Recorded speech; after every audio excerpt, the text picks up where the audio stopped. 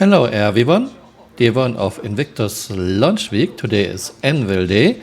I will again walk around and tell you what I think about the ships.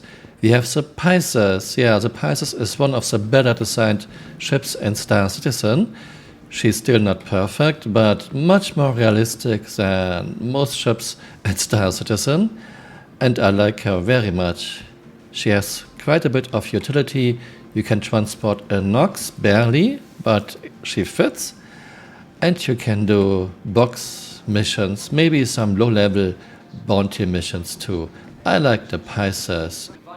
And we have the big Carrack. I like her very much.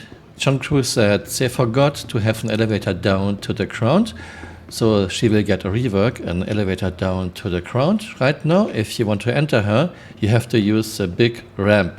No, I'm not kidding, but I like her very much. Yeah, one fine day we will have exploration gameplay, but not today and not anytime soon. And the Arrow. Arrow was introduced with 2 size 1 shields. Everyone knew this was way too much. And then she was nerfed 10 months later to 1 size 1 shield. Something she should have gotten from the start. Still, Arrow is one of the better ships right now. You can do quite well in Arrow in PvP. And the Gladiator. If you spawn a Gladiator in the universe, people will come to you and ask you, is this a new ship? Because you have never seen one. Yeah, Gladiator was played quite a lot in Battle Royale before 3.0. Since 3.0 she is in a very sad state. CHG took away turret control from the pilot, so no more turret guns for the pilot. And she is very sluggish. CHG gave her a lot of structure HPs in 3.15, and she has 4 size 5 torpedoes in the belly, but overall this ship needs a lot of help, and she is losing her hatches very easily. And we have the Terrapin. Terrapin is supposed to scout for enemies and to relay information back to the fleet. A game mechanic that is still not in the game and won't be anytime soon. She's supposed to be very tough, very well armored, not in the game either, and there will be blinds for the cockpit to make her even more tough. And as you might know, not in the game either. So right now she doesn't really have a role. And we have the Hawk. Hawk was played quite a bit in the past. Right now she is in a rather sad state, and Hawk is just another ship that CHG made to look like a bird. And this leads to Hawk losing her wings, losing her gun mounts very easily, because they are very fragile. Her EMP is very weak. Not a ship I would recommend in its current state. And we have F8 Lightning. CHG is teasing us with the Lightning every year. And CHG still doesn't want to give us Lightning. Come on, Chris, I want my Lightning. I think she has a lot of firepower, but shield-wise she is on the rather fragile side. But she is supposed to be quite agile. I am looking very forward flying this ship. Yeah. And here we have F7A. You cannot buy her. There was a kit that's not sold anymore. I really would like to have an F7A. Yeah, not for me, I guess. And we have the base Hornet. It's a medium fighter without a role. She is way too sluggish. Firepower isn't really good. There is no reason to use a base Hornet at the moment. And we have the Hurricane. CHG improved turret gameplay a while. She's actually quite fun to use now, at least in PvE. And I enjoyed it in the turret while Flicker was flying her. I like Hurricane. And we have Valkyrie. I have a hate-love relation with Valkyrie. I like her for what she does, even though she is very overpriced. But I don't like internal layout. I don't like that you don't have a co-pilot, just a pilot. But yeah, I like her for her role. Okay, let's go down. I didn't see a Super Hornet, which really surprises me. But I can tell you what I think about Super Hornet. Right now she is in a very sad state, way overpriced. And yeah, medium fighters are in a really bad place since 3.14.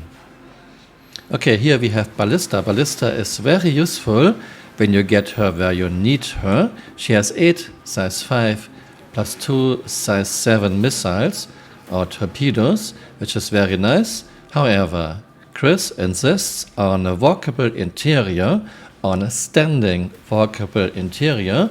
This means she is way too tall and has almost no ground clearance. Yeah, this is really bad. Chris, we don't need walkable interiors, and we surely don't need walkable interiors where your character is standing. This thing could have real ground clearance and not like nothing at all. And here we have Spartan, a PC version of Ballista. And like Ballista, no ground clearance, and it's a really bad design. There are ladders that you cannot even use yet. Yeah, cannot use this ladder yet. It will be in the game in 5 years. And the rear is for your dismounts, front is for components and driver. Way too big. Again, no ground clearance, just a very bad design. And here's a map, no Super Hornet, which is really strange. Yeah, but like I told you, avoid Super Hornet. Maybe Super Hornet will be a good ship again in the future. And we have holograms. Here we have the Crucible, our repair ship. I wonder when we are getting her, and I wonder how well this will work. But that's a very important role, being able to repair other ships in space. Looking forward to it. And here we have the new concept ship, the Legionnaire. It's your job ship. And she isn't too expensive for what she does. That's a good thing. I'm very happy that she doesn't have wingtip guns, and I'm very happy that exhaust of front engines is not hitting their own ship like in the Raft, which would negate thrust. I'm not so sure yet how well this will work, and not so sure yet about atmospheric room system, but this could be very interesting. And we have Liberator, your kind of mini carrier. You can transport ships, I think 3 smaller ships, and vehicles. Yeah, I'm looking very forward to this ship. I like mini carriers. So this was day 1, Anvil Day. No Super Hornet. Maybe CRG is ashamed because medium fighters are in such a bad spot since 3.14. I hope you found this interesting and see you next time. Bye. Auf Wiedersehen.